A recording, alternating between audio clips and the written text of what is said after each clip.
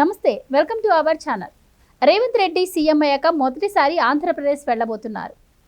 మార్చి 11న కాంగ్రెస్ ఏపీలో సభను నిర్వహించనుంది. అయితే విశాఖ స్టీల్ ప్లాంట్ ప్రైవేటీకరణను నిరసిస్తూ కాంగ్రెస్ ఏపీలో ఆందోళన చేయనున్న నేపథ్యంలో ఆయన అక్కడ పర్యటించబోతున్నారు. ముఖ్యంగా ఆయన అక్కడ ఏం మాట్లాడబోతారు, ఎవరిని టార్గెట్ చేయబోతున్నారు అన్నదే ఆసక్తికరంగా మారింది. దీని గురించి మరిన్ని విషయాలు senior political journalist Durga Kumar గారు మనతో పాటు ఉన్నారు. ఆయన అడిగి తెలుసుకుందాం. నమస్కారం అండి. నమస్కారం మా గోవర్ధని మన వీక్షకులకు కూడా నమస్కారం. దుర్గా కుమార్ గారు, రేవంత్ రెడ్డి సీఎం అయ్యాక మొదటిసారి వెళ్తున్నారు ఆంధ్రప్రదేశ్. మొన్న ఈ మధ్య దాకా స్టీల్ ప్లాంట్ ప్రైవేటీకరణ గురించి ఆందోళన చేయడం చూసాం. అక్కడ జగన్ ప్రభుత్వం స్పందించిన దాఖలాలు మనకు కనపడలేదు. కోర్స్ కాంగ్రెస్ కూడా ఆ రోజుల్లో స్పందించింది లేదు. కానీ ఇప్పుడు దాన్ని వ్యతిరేకిస్తూ అక్కడ ఒక సభను ఆందోళన చేయబోతుందని తెలుస్తోంది. రేవంత్ రెడ్డి అక్కడికి వెళితే ఎవరిని టార్గెట్ చేసే అవకాశం ఉంది? అంటే మీరు అన్నట్టు రేవంత్ రెడ్డి గారు యాక్చువల్గా ఆంధ్రప్రదేశ్ పర్యటిస్తానని చెప్పాడు, కానీ అది ముఖ్యంగా రేపు ఎన్నికల ప్రచారంలో పాల్గొంటామని ముందుగా ఆయన అనుకున్నది. కానీ ఇప్పుడు ఆయన అంతకన్నా ముందుగానే ఒక తీవ్రమైన సమస్య, ఆంధ్రప్రదేశ్ ప్రజలను ఎక్కువగా ప్రభావితం చేసే అంశం విశాఖ ఉక్కు. అసలు విశాఖ ఉక్కు 1970s తీసుకురావటమే అనేక మంది బలిదానాలతో వచ్చిన ఫ్యాక్టరీ. అది ఇప్పటికీ ఆంధ్రప్రదేశ్లో పెద్ద భారీ పరిశ్రమ ఏదన్నా ఉంది అంటే అది ఏకైక విశాఖ ఉక్కు మాత్రమే. అలాంటి ఉక్కు ఫ్యాక్టరీని ప్రైవేటైజ్ చేయాలని జరుగుతున్న ప్రయత్నాలు గత కొంతకాలంగా జరుగుతూ ఉన్నాయి. కానీ విశాఖ స్టీల్ ప్లాంట్ ఉద్యోగులు ఎక్కువ పోరాడారు తప్ప పెద్దగా ఏ రాజకీయ పార్టీ అంతగా సపోర్ట్ చేసిన సందర్భం కనపడదు. కాకపోతే ఎన్నికల సందర్భంలోనూ లేకపోతే రాజకీయ ప్రయోజనాల కోసం అడపాదడపా వెళ్ళి వాళ్ళతో సంఘీభావం చెప్పటం తప్ప దాన్ని పూర్తిగా గతంలో లాగా సాధించినప్పుడు గౌతు లచ్చన్న గారు కానీ తెన్నేటి విశ్వనాథం గారు కానీ ఎలాంటి పట్టుదలతో సాధించారో అలాంటి పట్టుదలతో వ్యతిరేకిస్తాము దీన్ని అని రాజకీయ పార్టీలు కానీ రాజకీయ నాయకులు కానీ అంత కమిటెడ్గా ముందుకు రాలా. అది దాని మూలన జాప్యం జరుగుతూ వస్తుంది. ప్రభుత్వం కూడా ఏ విషయంలో ఇంకా పూర్తిగా వెనక్కి తగ్గలేదు దీన్ని ప్రైవేటైజ్ చేయడానికి. యాక్చువల్గా దానికోసం ఆ రోజుల్లోనే సేకరించిన భూములు అంటే 55 ఏళ్ల క్రితమే కొన్ని వేల ఎకరాలు సేకరించారు దీనికోసం. అంటే ఎంత భారీ పరిశ్రమగా ఏర్పాటు చేయాలని ముందుగా అనుకున్నారు. కానీ ఇప్పటికి కూడా కొన్ని వేల ఎకరాలు ఆ పరిశ్రమకు ఉపయోగించిన భూములు రైతుల దగ్గర లేవు, పరిశ్రమ కిందే ఉన్నాయి, బీడు భూములుగా ఉన్నాయి. కానీ ల్యాండ్ బ్యాంక్ అనేది చాలా పెద్దది. అది వాళ్ళ వైజాగ్ రియల్ ఎస్టేట్ వాల్యూగా ఒక పెద్ద సిటీగా రావడంతో విలువ పెరిగిపోయింది. ఇవాళ ఎవరైనా ప్రైవేట్ ఆడిటర్స్తో కనుక దాని వాల్యూషన్ ఇస్తే దాదాపు 2 లక్షల కోట్ల రూపాయలు ఉంటుంది దాని పరిశ్రమ విలువ కానీ దానికి ఉన్న ల్యాండ్ బ్యాంక్ కానీ. కానీ ఇవాళ దాన్ని కేవలం 8,000 కోట్లతో ఈ అదానీలకి ఇలాంటి వాళ్ళకి కట్టబెట్టడానికి ప్రభుత్వం సిద్ధమైపోయింది. ఎందుకంటే వాళ్ళకి 8,000కి ఇచ్చినా వీళ్ళకి కిక్ బ్యాక్స్ కానీ క్విడ్ ప్రోకో రూపంలో వచ్చే డబ్బులు చాలా ఉంటాయి. అందువల్ల చాలామంది ఈ రాజకీయ నాయకులు దాన్ని ఒక విందులాగా చూస్తున్నారు. ఎప్పుడు గనక ఇప్పుడు ఏనుగు పడిపోయింది అనుకోండి, నక్కలకి ఎంత భోజనం, అట్లాగే ఇప్పుడు ఏనుగు పడిపోయినందుకు నక్కలకి ఏమి సానుభూతి ఉండాల్సిన అవసరం లేదు కదా. అట్లా ఆ పరిశ్రమ మీద ఉన్న పరిశ్రమ కింద ఉన్న భూములు ఒక రియల్ ఎస్టేట్గా ఎంతో పెద్ద ఎసెట్ కాబట్టి ఏ ప్రైవేట్ కంపెనీకి వెళ్ళినా కూడా వీళ్ళు ముందే నెగోషియేషన్ చేసి మాట్లాడుకుంటారు. తర్వాత విదేశీ కంపెనీలని వాళ్ళని రానివ్వట్లేదు. ఇప్పుడు ప్రైవేట్ గవర్నమెంట్లు కూడా ఎష్యూరెన్స్ ఏమి ఇవ్వటల్లా. ఎంతమంది ఆందోళన చేస్తున్నా, ఇంతమంది పార్టీలు అప్పుడప్పుడు సంఘీభావం చెబుతున్నా. ఇప్పుడు మీరు ఇంతకుముందు అన్నారు మీ ఇంట్రోలో కూడా, గతంలో కూడా కాంగ్రెస్ అంతగా పెద్ద ప్రభావం చూపించలేదు అని. అసలు కాంగ్రెస్ ఉనికే దాదాపు లేదు ఆ టైంలో. ఒక్క షర్మిల గారు వచ్చిన తర్వాత మాత్రమే మళ్ళీ పాత ఇవన్నీ రివైవ్ చేసుకుంటుంది, పునరుద్ధరించుకుంటుంది. గతంలో ఉన్న బలాలు ఆ నాయకులను సమీకరించుకోవటం. ఎప్పుడైతే రాష్ట్ర విభజన జరిగిందో కాంగ్రెస్ అనేది అక్కడ ఉండి కూడా ప్రయోజనం లేదనే ఉద్దేశం మీద ఈవెన్ పిసిసి ప్రెసిడెంట్ లాంటి రఘువీరారెడ్డి లాంటి ఆయన సొంత ఊళ్ళోకి వెళ్ళి ఒక సాధారణ మోపేడ్ వేసుకుని ఒక వ్యవసాయదారుడిగా మారిపోయాడు. ఇప్పుడు షర్మిల గారు మళ్ళీ బయటకు వచ్చిన తర్వాత మళ్ళీ ఆయన కూడా బయటకు వచ్చి ఏదో ఆశ కనిపిస్తుంది, మనందరం కలిస్తే చేయగలుగుతాము. ఎందుకంటే ఇక్కడ రేవంత్ రెడ్డి గారు చేసిన ప్రయోగం చూశారు, అట్లాగే కర్ణాటకలో ప్రయోగం చూశారు. మ్మ్. కాబట్టి రేవంత్ రెడ్డి లాగా మనం ఇక్కడ రివైవ్ చేసుకుంటే బాగానే ఉంటుందనే దీని మీద ఇవాళ వాళ్ళు ఈ కార్యక్రమం చేపట్టారు. కాబట్టి రేవంత్ రెడ్డి గారు రావటం అనేది ఒక రకంగా అది ఒక గమనించాల్సిన అంశం, ఒక పెద్ద సీరియస్ పరిణామమే. ఆంధ్రప్రదేశ్ ఆయన రావటం ముఖ్యంగా దీన్ని విశాఖ ఉక్కుని ప్రైవేట్ కాకుండా కాపాడటం కోసం ఒక రకంగా ప్రజల మన్నలను సూరగొనటానికి అది మంచి అంశం. తర్వాత ఆయన మీద వ్యతిరేకత అసలు ఆంధ్రాలో లేదు. ఇక్కడ ఆంధ్ర నుంచి ఇక్కడికి వచ్చిన సెటిలర్స్లోనూ లేదు, అక్కడ ఉన్న వాళ్ళ వీళ్ళలో కూడా లేదు. ఎందుకంటే ఆయనకి అక్కడ బంధుత్వాలు ఉన్నాయి ఒకటి, రెండోది ఎప్పుడు ద్వేషభావంతో ఆంధ్ర వాళ్ళని ఆయన ఒక్క మాట కూడా మాట్లాడలేదు. అయితే ఈ పరిణామాలన్నీ కూడా జగన్ ప్రభుత్వంపై ఎలాంటి రిఫ్లెక్ట్ చూపించే అవకాశం ఉంటుందంటారు? ఒక పక్క ఇప్పటికి నిన్న సచివాలయాన్ని తాకట్టు పెట్టడం కావచ్చు, రిషికొండ, ఇవన్నీ కూడా కుదుపుతున్నాయి ఇప్పుడు ఏపీ ప్రభుత్వాన్ని. ఇప్పుడు చూస్తే తాజాగా మళ్ళీ ఇది విశాఖ ప్రైవేటీకరణ, ఇవన్నీ ఏపీ ప్రభుత్వం మీద ఎలాంటి రిఫ్లెక్ట్ చూపించే అవకాశం ఉంటుంది? అవును, మీరు అన్నట్టు అసలు ఇప్పుడు ఆంధ్రప్రదేశ్ ప్రభుత్వాన్ని పాలిస్తున్న వైఎస్ఆర్సీపీ పార్టీయే అతలాకుతలం అయిపోయి పరిస్థితి వాళ్ళ చేతుల్లో లేదు. ఏ రోజు ఏం ప్రకటిస్తున్నారో, ఎవరిని ప్రకటిస్తున్నారో, ఎవరిని విత్డ్రా చేస్తున్నారో కూడా తెలియని పరిస్థితికి పెద్ద పెద్ద సీనియర్ లీడర్స్ అనుకున్న వాళ్ళు, పార్టీని నమ్మి జీవితకాలం మేము ఉంటామని చెప్పిన వ్యక్తులు, వసంత కృష్ణప్రసాద్ కానీ, తర్వాత మాగుంటాస్ కానీ, వేమగిరి ప్రభాకర్ రెడ్డి గారు కానీ, వీళ్ళంతా కూడా బయటకు వచ్చేస్తున్నారు. ఎవరు కూడా పార్టీలో ఎమ్మళ్ళపోతున్నారు. ఎందువల్ల అనేది మనకు అర్థం కావట్లేదు. అది జగన్మోహన్ రెడ్డి గారి వ్యక్తిగత వైఖరి వల్ల, లేకపోతే పార్టీ పట్ల, పరిపాలన పట్ల ప్రజల్లో వ్యతిరేకత వచ్చేసింది.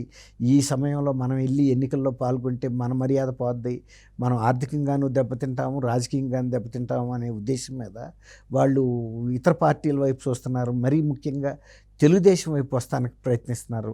ఎవరో ఒకళ్ళిద్దరు మాత్రమే జనసేన వెళ్ళారు. ఈ పరిణామాలు తర్వాత నిన్న మొన్న జరిగిన పరిణామాలు సెక్రటేరియట్ని తాకట్టు పెట్టడమే కాదు, నిస్సిగ్గుగా పెడితే తప్పేంటి, ఏమన్నా అంబేద్కర్ రాశాడా పెట్టొద్దని.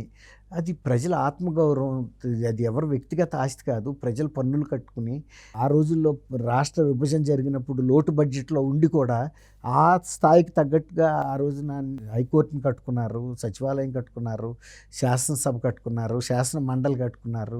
ఇవన్నీ కూడా ఏర్పాటు చేస్తే ఎక్కడా ఏమీ లేనట్టు ప్రభుత్వ ఆస్తులు సచివాలయాన్ని తీసుకెళ్ళి తాకట్టు పెడితే అది ఎంత తలవంపులుగా ఉంటుంది. ఇప్పుడు పక్క రాష్ట్రం మనతో పాటు ఏర్పాటైన తెలంగాణ ఇవాళ ఎంతో ఉన్నతమైన శాసనసభ భవనాన్ని కట్టుకున్నారు. ఆయనేమో చెప్పాడు కదా, నేను మూడు రాజధానులు కడతానన్న వ్యక్తి ఎవరో కట్టిన ఒక సచివాలయాన్ని నువ్వు తాకట్టు పెట్టే స్థితిలో ఉన్నావంటే నువ్వు కొత్తగా 3 రాజధానులు ఎక్కడి నుంచి తెచ్చి కడతావని అనుకుంటారు. నీ శక్తియుక్తుల్ని నువ్వే బయట పెట్టుకున్నావు. ఇంకా పైగా ఆయన ఒక సీనియర్ మంత్రి చేసిన ఆయన మీకేం మీ బాబుగాడు సొమ్ము అని అడుగుతాడు. ఎవడు బాబుగాడు? అతను బాబుగాడు సొమ్ము కూడా కాదు కదా, అది ప్రజల సొమ్ము. ప్రజల తరపున ప్రతిపక్షాలు మాట్లాడితే అడగాలి. అట్లాంటిది బ్యాంకుల చుట్టూతా తిరిగి ఎవరో మామూలుగా మనం కనుక ప్రైవేటు వ్యక్తులు సంచిలో కాగితాలు పెట్టుకుని బ్యాంకులకి వెళ్ళి ఏమంటే మా తాకట్టు పెట్టుకుంటారని అడిగినట్టు ఐసిఐసిఐ దగ్గరికి వెళ్ళారు. ఐసిఐసిఐ కూడా ప్రైవేట్ బ్యాంక్ అయినా కొంత నైతికంగా ఇది ప్రజల ఆస్తి, ప్రజల పరిపాలన అంతా ఎక్కడి నుంచి సాగుతుంది, ఇట్లాంటి వాటిని మనం తనఖా పెట్టుకుంటే రేపు ఈ ప్రభుత్వం కట్టకపోయినప్పుడు మనం దాన్ని దర్యాప్తు చేయడానికి మనకు ఎలాంటి నైతికత ఉంటుంది, ఇబ్బందులు వస్తాయి ప్రజల నుంచి అని గమనించబట్టి వాళ్ళు ఆ రోజు తీసుకోవాలా. లేకపోతే పెట్టుకోవడానికి వాళ్ళకేం ఇబ్బంది. తర్వాత ఇంకోటి ఏం మాట్లాడతాడు, తర్వాత హెచ్డిఎఫ్సికి వెళ్ళారు. హెచ్డిఎఫ్సి అంతకన్నా కొంచెం ప్రైవేట్లో కూడా హైలీ కమర్షియల్ బ్యాంకు, సరే పెట్టుకుందాం అనుకుందాం. నిన్న నానిగారు ఏం చెబుతున్నాడు, కొడాలి నానిగారు, ఏముంది ఆఫ్టర్ ఆల్ అది ఒక 10 ఎకరాలని చెబుతున్నాడు. 10 ఎకరాలే అని అంటే అది దాంట్లో ఉన్న సచివాలయం పవిత్రత గురించి మాట్లాడుతున్నారు. కానీ నువ్వే ఆ 10 ఎకరాలు ఎక్కడో దొనకొండ దగ్గర భూమిని తనఖా పెట్టుకుంటే ఇంత ఇష్యూ అవ్వదు. ప్రజలు కూడా ఇంత మానసికంగా వేదన పడాల్సిన అవసరం లేదు. ఎన్నో వేల ఎకరాలు ఉంది, అందులో 10 ఎకరాలు పెట్టారని. ఇంకోటి ఏంటంటే ఆయన చెప్పిందే నమ్ముదాం, 20 కోట్లే దాని విలువ అనుకుని. 20 కోట్ల విలువైన భూమి మీద 370 కోట్ల రూపాయలు ఏ బ్యాంకుడైనా అప్పిస్తాడా? అది అక్కడే తెలుస్తుంది కదా ప్రభుత్వం యొక్క. తర్వాత ఇంకోటి, ఇది ప్రభుత్వ సొమ్ము కాబట్టి ఆక్షన్ అంటే ఒక టెండర్ కాల్ఫర్ చేయొచ్చు కదా. మేము ఇదిగో ఈ ప్రాపర్టీస్ని మేము తనఖా పెట్టదలుచుకున్నాం, ప్రభుత్వం ఉంది కదా. పెట్టినప్పుడు ఏ బ్యాంకులు ఇంట్రెస్ట్లు ఉన్నాయో మాకు ఎంత ఇస్తారో, వాల్యుయేషన్ ఎంత ఇస్తారు మీరు, తర్వాత మీ ఇంట్రెస్ట్ రేట్ ఏంటి, ఇతర టర్మ్స్ అండ్ కండిషన్స్ ఏంటని అడగాలి కదా. అడిగినప్పుడు అన్ని బ్యాంకులు కూడా పార్టిసిపేట్ చేస్తాయి. మీరు వెళ్ళిపోయి ప్రైవేట్గా మాట్లాడుకోవాల్సిన అవసరం ఏముంది? ప్రజల సొమ్ము అది. నీ బాబు గారి సొమ్ము కూడా కాదు కదా. కొడాలి నాని తండ్రిది అదేమన్నా ఆయిందే? ప్రజల సొమ్ము. వాళ్ళు అంత ట్యాక్సులు కట్టినప్పుడు నువ్వు ఇష్టం వచ్చినట్టు నోటికి వచ్చినట్టు మాట్లాడితే ప్రజలు హర్షించరు ఇలాంటి వాళ్ళని. ఇప్పుడు మీరు అడిగారు కదా, రేపు జగన్మోహన్ రెడ్డి గారి ప్రభుత్వం మీద రేవంత్ రెడ్డి గారు ఈ పర్యటన ఎలాంటి ప్రభావం చూపిస్తని. వాళ్ళు ఎవరు పర్యటన కన్నా కూడా వీళ్ళు మాట్లాడిన తీరు పరిపాలనే చూపిస్తుంది. నిన్న వైజాగ్లో పెట్టుబడిదారుల సదస్సు అని పెట్టి అక్కడ పిచ్చి రాజకీయాలు మాట్లాడతా ఇక్కడ భూములు ఆక్రమిస్తున్నారు, ఇట్లా చేస్తారు, పరిశ్రమలు రానివ్వకుండా అడ్డుకున్నారు అని వైజాగ్లో ఎవరినో నిందిస్తున్నాడు. వైజాగ్కు పట్టిన శని రాయలసీమ ఫలానా సామాజిక వర్గం అని ధర్మాన ప్రసాదరావు ఆయన మంత్రివర్గంలో సీనియర్ మంత్రి, వాళ్ళ తండ్రి గారి మంత్రివర్గంలో కూడా చేసిన వ్యక్తే చెప్పాడు. వీళ్ళు ఫలానా వాళ్ళు రాయలసీమ నుంచి ఫలానా సామాజిక వర్గం వాళ్ళు వచ్చి శని పట్టినట్టుగా మా ఇక్కడ భూములు ఆక్రమిస్తున్నారు అని ఒక అసభ్యమైన పదజాలం కూడా వాడాడు. మేము తన్ని ఎదిరించి పంపించేశామని. అయినా కూడా చాలా భూములు ఉన్నాయి. అప్పుడు ఒక ప్యాలెస్ మీద కూడా కన్నుపడి ఆయన మీద కూడా ఒత్తిడి పెట్టారని విన్నాం. అనేక మంది పారిశ్రామికవేత్తలను కూడా వీళ్ళు ఒత్తిడి చేసి డబ్బులు గుంజిన సంఘటనలు ఉన్నాయి. రెండోది వాళ్ళ సొంత పార్టీ ఎంపీని ఆయన భార్య కుమారుడితో సహా 48 గంటల పైగా కిడ్నాప్ చేసి ఇవన్నీ కూడా అరాచకం సృష్టించినప్పుడు ఈ ప్రభుత్వం ఏమీ చేయలేకపోయింది. మొన్న మధ్య తహసీల్దార్ని కూడా అక్కడే కదా, అది కూడా రియల్ ఎస్టేట్ ఇష్యూయే. ఈ రియల్ ఎస్టేట్ ఇష్యూ అనేది ఈ ప్రభుత్వం వచ్చిన తర్వాతే అక్కడ ఇలాంటి అరాచకాలు జరిగినాయి. అంతకుముందు చాలా ప్రశాంతమైన ప్రదేశం.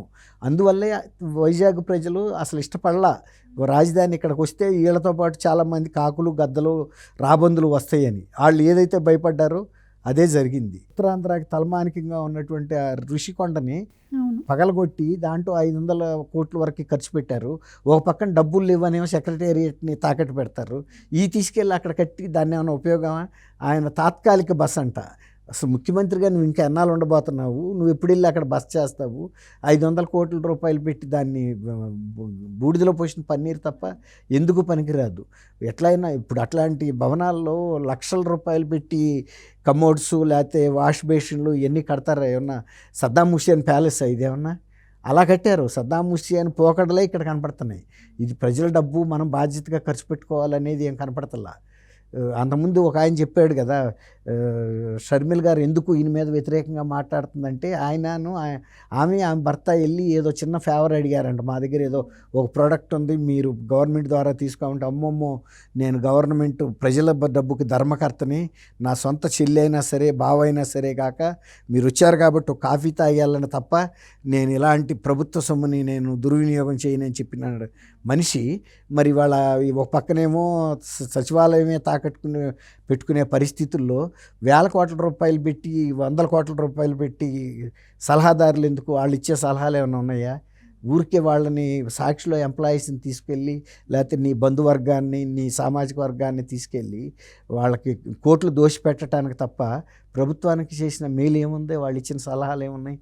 అంత సలహాలు ఏముంటే నువ్వు ఇవాళ సచివాలయాన్ని తాకట్టు పెట్టుకునే దివాళా కోరు పరిస్థితికి ఎందుకు వచ్చేసావు?